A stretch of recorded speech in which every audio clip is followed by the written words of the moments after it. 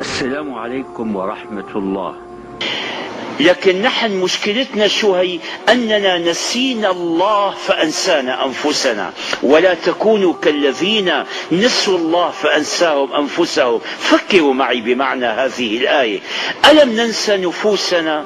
هذا الواحد منا ماذا يصنع من حين ما يصبح صباحا إلى أن يمسي؟ نعم، يقف بالصلاة، قد يقف في الصلاة وعقله نصفه في الصلاة والنصف خارجا عنها.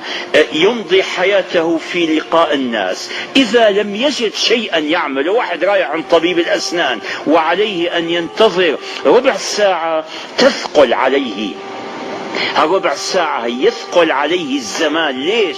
لأننا لا نستطيع أن نخلو بأنفسنا. والله عجيب، نفسي أنا عدو لي. أريد عمري اللي رأس مالي أقطعه بأي شيء. واحد بيقول لك بإيش بدي قطع الوقت؟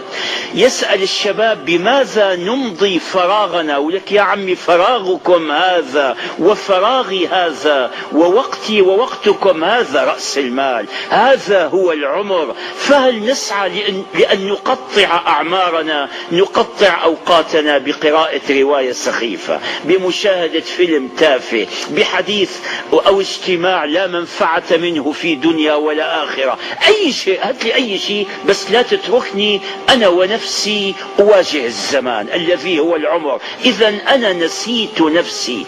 هذه عقوبة من الله. نسينا ربنا فأنسانا أنفسنا.